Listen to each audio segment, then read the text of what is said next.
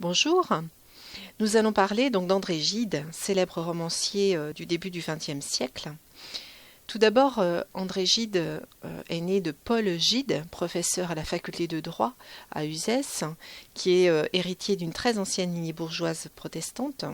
Quant à sa mère, Juliette Rondeau, elle vient de Rouen, d'une famille de la haute bourgeoisie convertie depuis quelques années seulement au protestantisme au moment de la naissance d'André Gide.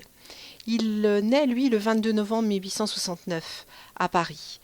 Il a des souvenirs relativement précis des lieux dans lesquels il a vécu. Il d'ailleurs décrit ces lieux-là dans un extrait de Si le grain ne meurt. Et vous avez ici deux photographies des lieux qui existent encore à Paris. Aujourd'hui, c'est 2 places Edmond-Rostand à Paris. André Gide évoque à plusieurs reprises dans ses œuvres sa double origine. Il dit que finalement je me suis persuadé que j'avais été contraint à l'œuvre d'art parce que je ne pouvais réaliser que par elle l'accord de ces éléments trop divers qui fussent sinon restés à se combattre ou tout au moins à dialoguer en moi. Il explique donc que sa vie a été très fondée sur la duplicité. D'abord la duplicité de ses milieux familiaux. Du côté de sa mère, c'est de la riche bourgeoisie dont il s'agit, et du côté du père, bon, certes, ils ne sont pas misérables, mais c'est une bourgeoisie honnête sans plus. Les lieux de vacances dans lesquels il va vivre, du côté de sa mère, il passe ses vacances en Normandie, mais aussi de temps en temps, régulièrement, dans le Languedoc paternel. Donc il est tiraillé entre le nord et le sud de la France. Duplicité également entre une éducation très rigoureuse et sa scolarité qui va être très chaotique. En effet, il va être renvoyé de l'école alsacienne, où il fréquente d'ailleurs la classe de M. Vedel. On retrouve ce nom-là dans les Faux-monnayeurs. Il est renvoyé parce qu'en fait, il est surpris à se masturber. Il va ensuite errer d'établissement en établissement et entre-temps, entre chaque établissement, il va connaître la liberté. Donc il a une scolarité vraiment très chaotique et cette scolarité est accompagnée de fréquentes migraines, crises nerveuses qui vont l'empêcher d'aller à l'école par moments. Le 28 octobre 1880, c'est le décès de son père. Il a connu avec son père, il a eu une relation très heureuse avec lui. Il se retrouve soudain seul avec sa mère. Il dit à ce moment-là, je me sentis soudain tout enveloppé par cet amour qui désormais se refermait sur moi. Il a une relation très oppressante avec sa mère, il dit qu'elle est rigoriste et castratrice. Pourtant, avec un peu plus d'objectivité, on pourrait dire qu'elle l'a quand même toujours accompagné dans ses choix et qu'elle avait finalement une certaine souplesse d'esprit, étant donné qu'elle venait d'une bourgeoisie assez coincée, on va dire. À 13 ans, il tombe amoureux de sa cousine Madeleine, qui a 3 ans de plus que lui. Il la surprend en train de pleurer et ça le touche beaucoup et il tombe amoureux. Il admire chez cette jeune fille le sens du devoir et sa capacité à distinguer facilement le bien et le mal. Il va évidemment poursuivre cette relation pendant des années et elle va même être accompagnée donc d'une grande correspondance. Elle va l'accompagner lors d'une phase mystique pendant 3 années. Il écrira à propos de cette relation, que dirais-je de plus, j'avais erré jusqu'à ce jour à l'aventure, je découvrais soudain un nouvel Orient à ma vie. Le jour où Madeleine perd son père, il se retrouve autour du lit du mort et il dit « Il me semblait que c'était consacré nos fiançailles ». En 1889, il a son baccalauréat à la session d'octobre comme Bernard dans Les Faux-monnayeurs. Il fréquente les milieux littéraires, il va découvrir Oscar Wilde, Goethe, et il va même avoir comme philosophie c'est un devoir que de se faire heureux grâce à ses lectures.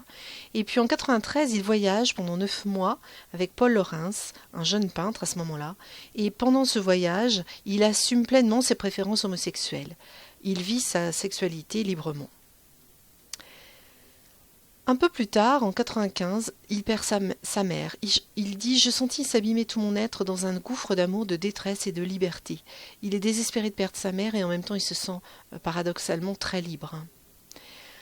En 95, le mois suivant, toujours, il se fiance avec Madeleine, qu'il avait rencontrée, je vous le rappelle, quand il avait 13 ans, rencontrée et tombé amoureux surtout. « Je n'ai pas peur de la mort, écrit-elle, mais j'ai peur du mariage. » Gide consulte un spécialiste à ce moment-là qui lui affirme que ses goûts homosexuels disparaîtront avec le mariage.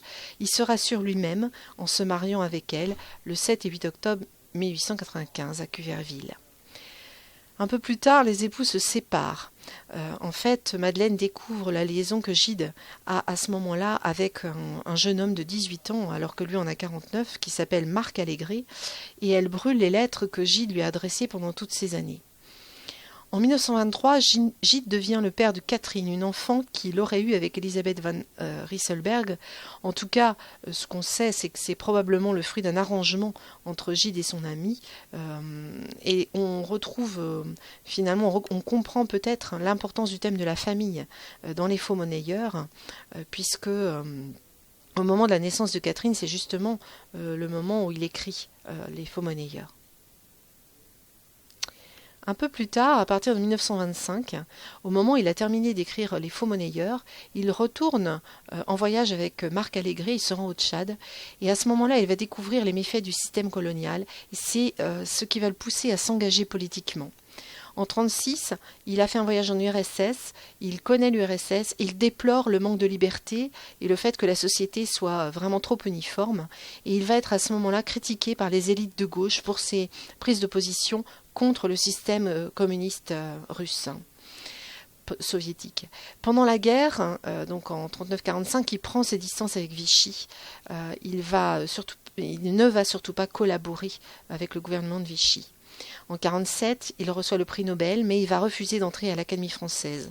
Vous avez à gauche des phrases qui correspondent au moment de sa mort. Il a 82 ans en 1951 quand il meurt. Et vous avez donc les dernières phrases qu'il a écrites et les dernières paroles qu'il a pu prononcer. Voilà ce qu'on pouvait dire assez rapidement sur la vie d'André Gide. Alors c'est un homme finalement qui est paradoxal. Il a le goût du passé, mais en même temps, il a un souci, un désir d'avenir.